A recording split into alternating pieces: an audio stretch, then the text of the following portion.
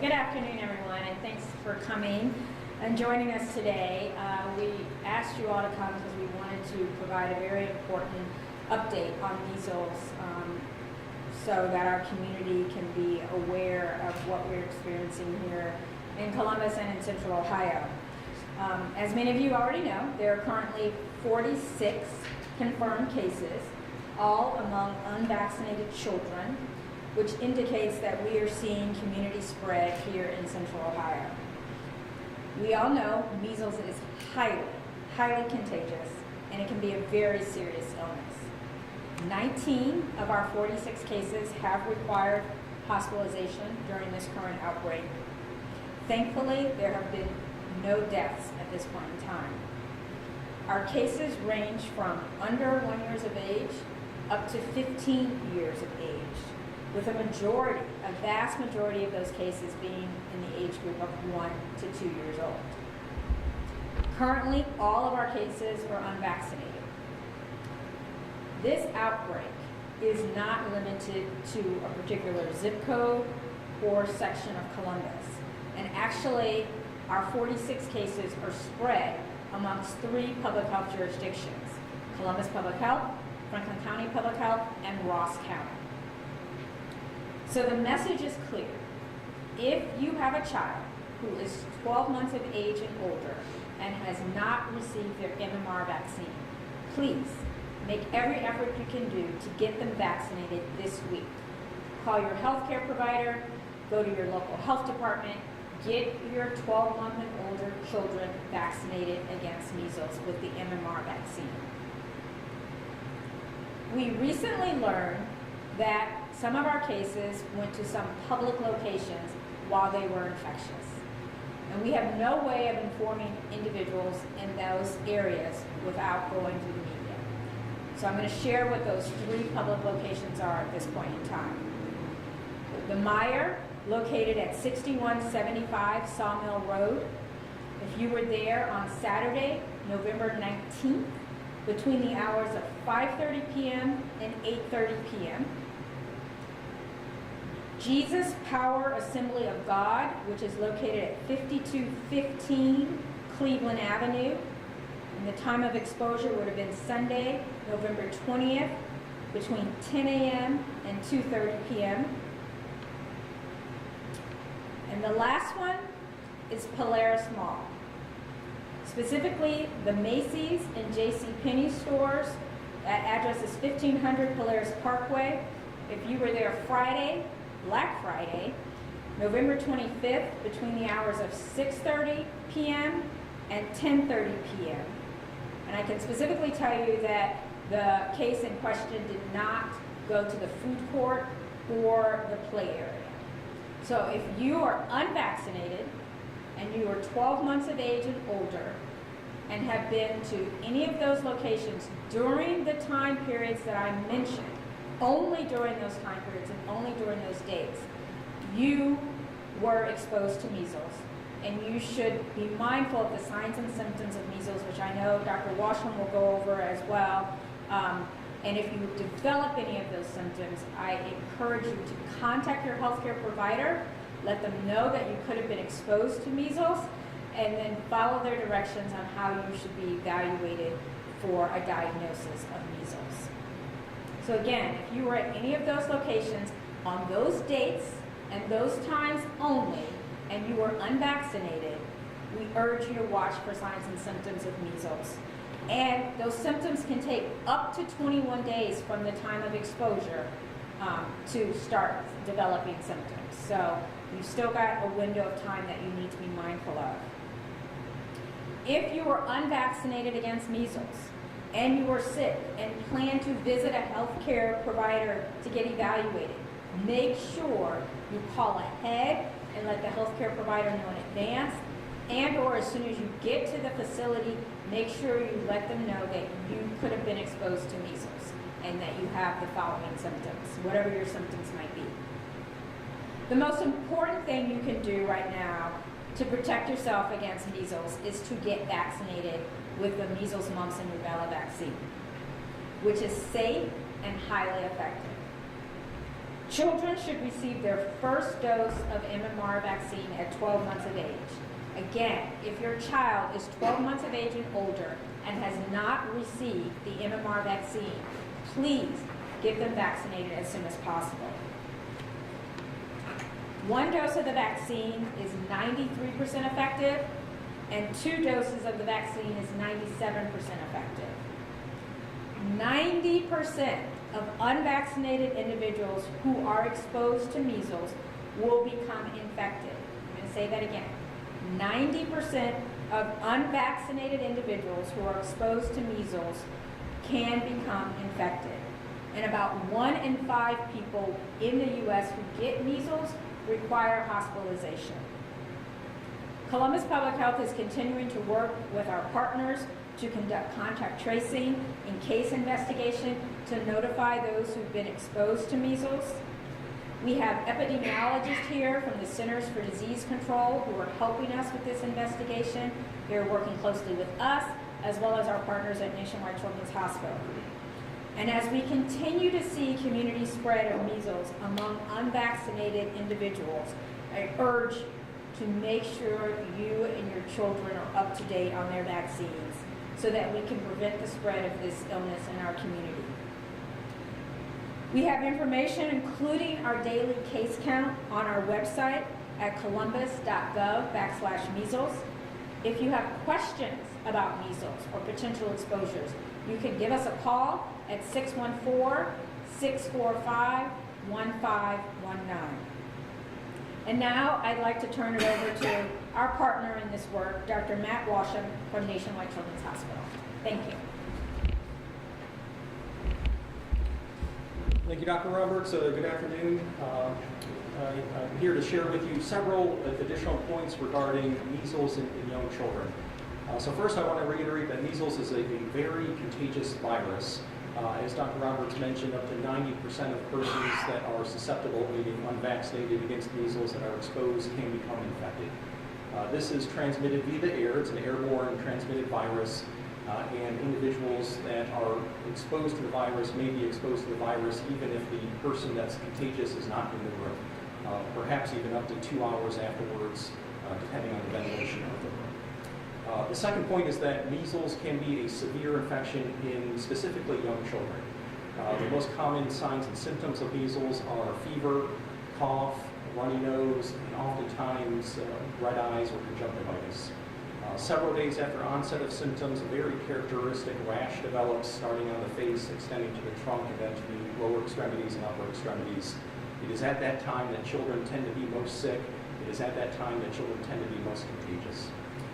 Children can be hospitalized. Young children in particular can be hospitalized due to measles, due to concerns about dehydration, need for supportive care, pneumonia, and other complications related to the virus and related to the disease. The third and perhaps the most important point is that measles is a vaccine-preventable disease. We have a fantastic, safe, and effective vaccine against this virus, fortunately. The MMR vaccine is extremely effective. Even one dose can provide extremely high levels of protection against this virus.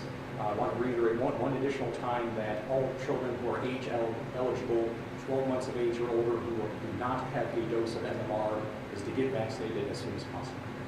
And then lastly is that at Nationwide Children's and working with community partners and community pediatricians and Dr. Roberts and public health colleagues are working to ensure that we minimize exposures, ensure that we answer questions for families, ensure that we provide additional resources available to the public and to families that have questions. Thank you very much.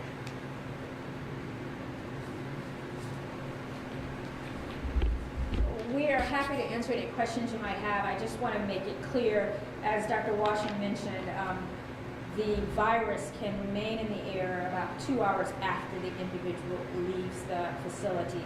The hours that I mentioned to you about exposure at those 3 locations include that 2 hours. So it's not 2 hours in addition to those hours that I shared with you. And then the only other thing I just really want to reiterate is, as Dr. Washington said, when people have measles, they can initially present with fever, cough, some congestion. Those are all very similar symptoms to the common cold, can even be similar to RSV and COVID.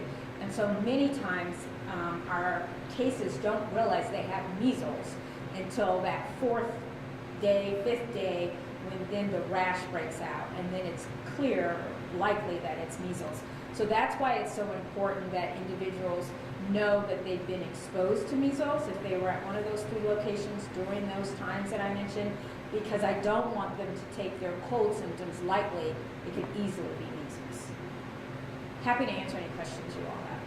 Dr. Roberts, can you quickly repeat those locations and the time? We have a lot of people who are watching this live stream right now, so maybe they missed it in the moment.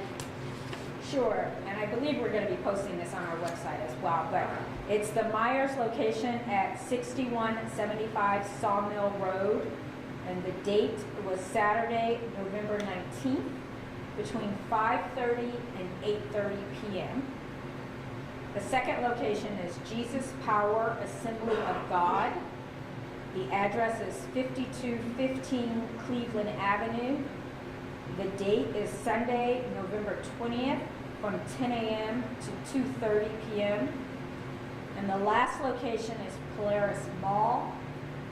Specifically, the individual was at Macy's and J.C. Penney's, but they had to transverse through the mall to get from one store to the other. That address is 1500 Polaris Parkway, and that was Friday, November 25th, from 6:30 to 10:30 p.m.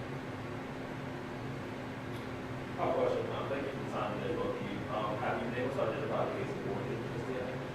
So we haven't been able to identify the case of origin, but in talking to our colleagues at CDC, we feel pretty confident that one of the 4 cases that we had over the summer that had traveled to a measles endemic country and came back to Columbus and was diagnosed with measles likely started this spread, this community-wide spread in the community. And that is the working theory at this point in time. Which one of those 4, I can't answer that question. Yes? Yeah, so this may be going without saying, but a large number of these were just in the last couple of days, the cases. Can you kind of articulate that and the jump we're seeing? Well, I think a lot of the jump is increased awareness, not only of the community, but also of our medical community, our providers. So they have a heightened sense of awareness now to be looking for these signs and symptoms. Some of our cases were exposed in facilities that we were able to do contact tracing of, so we made them aware that they could have been exposed to measles, so they were also looking for the signs and symptoms of measles. I do expect our numbers to continue to grow. In talking to the CDC and our colleagues across the country who've experienced measles outbreaks, this can last several months. So I do expect to see our cases continue to grow, not only over the next few weeks, but potentially even over the next few months. The CDC national latest number with measles cases is, as of I think November 24th, 55 cases.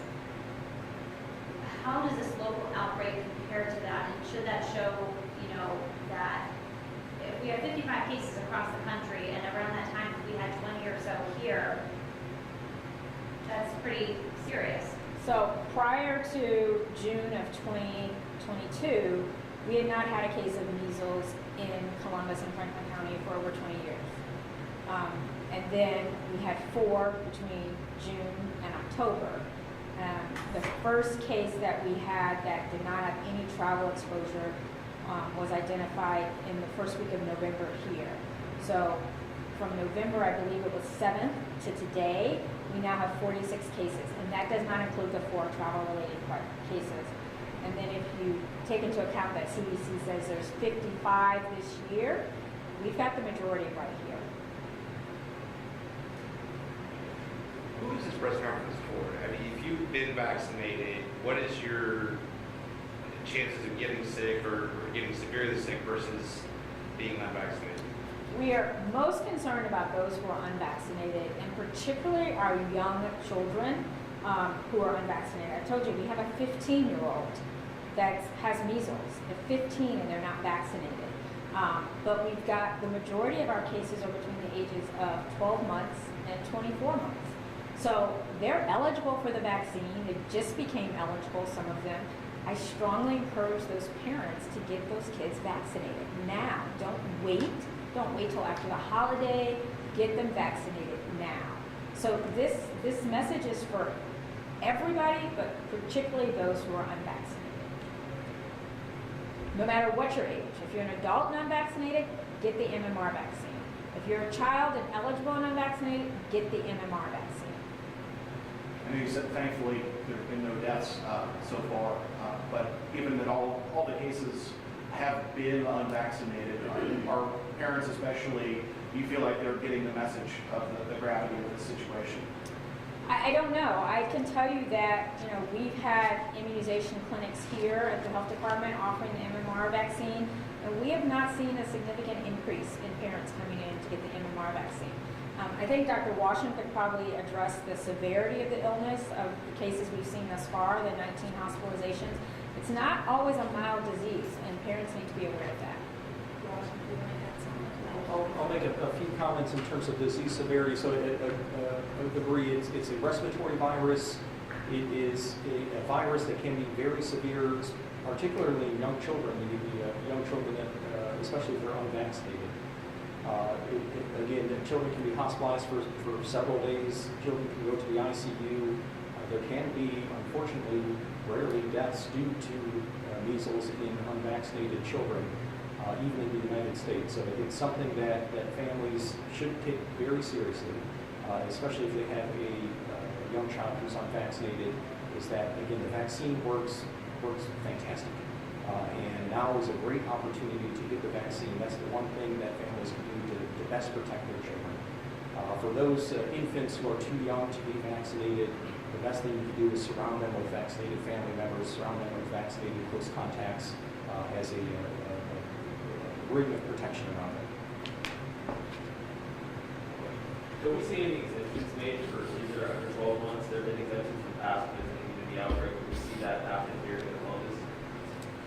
Yeah, so specifically what he's referring to is there have been times during outbreaks that the CDC does recommend that individuals between the ages of 6 months to 11 months can get the MMR vaccine early. It's considered dose 0, so they would still be expected to get their dose 1 at 12 months and then their second dose between 4 and 6 years of age. So we have been in discussions with the CDC about that. Communities that have done that in the past have been able to really define the geographic location of where the cases are. We are not certain that we can really restrict the geographic area. So we're looking into that closely. We're working with our colleagues at CDC, really trying to map out where these cases are to see if there is a segment of our community that we could offer that as an option to parents. But I want to preface that it would mean that those children between 6 to 11 months would get 3 doses of the MMR vaccine. And I also want to preface that if your child is between the ages of 4 to 6 years of age and has not gotten their second dose, don't wait till it's time for them to go to kindergarten. Get that second dose now if they're eligible. Do you have a statistic as to eligible people for the vaccine who are unvaccinated?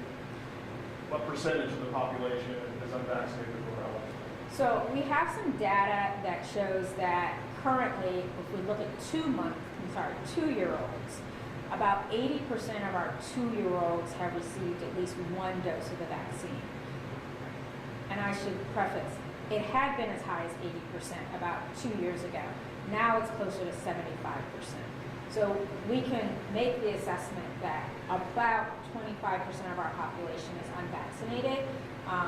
It could be greater than that, though. Can you address possible reservations in wanting to get the vaccine? I know that there are a couple of myths out there. Is there anything that you can squash now about the MMR vaccine? Yeah, so I think obviously there are some people out there that just don't believe in vaccines. And so we know that. We saw that loud and clear when we started rolling out the vaccine for COVID-19. There has been some false information out there for several years now that the MMR vaccine is associated with autism or causes autism. That message is still out there, and there are many parents who feel like that could be true. and they either choose not to get the MMR vaccine or to delay the MMR vaccine until they have to get it to go to school. So I think those are the most common reasons. They're just anti-vaxxers and those who believe there's an association between the MMR vaccine and autism. But in your study, in your research, and the time that you've done this, you haven't seen any tie directly to autism and the MMR vaccine? Correct. The data that initially came out with the connection to autism was falsified data. The individual who wrote that article has lost his medical license, and there's no information to support that there's a connection between the MMR vaccine and autism. Question for Dr. Washington, real quick. I do want to know, of the cases that are hospitalized, what are their symptoms? Basically, what has landed them in the hospital? And is Nationwide Children's Hospital prepared to? We're also seeing, a rise in RSV and COVID-19 and respiratory illnesses. So, with all of that combined, how is the hospital preparing? So in terms of children that are admitted with measles, so again, the common reasons for admission in general in young children with measles is dehydration, need for supportive care, pneumonia is a very common complication as well. The younger you are, the increased risk you are of requiring hospitalization, again, for that supportive care. It is one that, again, 1 in 4, 1 in 5 of children or persons with measles can become hospitalized. So it's one that, as cases expand and as case awareness expands, that we likely will have continued hospitalizations due to measles and due to measles virus. So we're, again, taking proactive steps to again, ensure our clinicians and community partners are educated, and families, most importantly, are educated about measles. In terms of RSV and flu and COVID and other respiratory viruses, winter in pediatric facilities is filled with children with respiratory viruses. So there's plenty of capacity, but my hope is that we minimize that to the extent we can for not moving through vaccination. And I just want to add one thing. In terms of those locations that we shared, I don't want anyone to think that if they were at that location during those times and they are unvaccinated, they should run to their provider to get tested. That is not the recommendation. If you develop symptoms, you need to be mindful of sharing with your healthcare provider that you could have been exposed to measles because you were in one of the locations and that you should get tested. The testing cannot be done on someone who's asymptomatic. So the worried well should not be going or calling their providers and trying to get tested. I want to make that part very clear as well. Any other questions?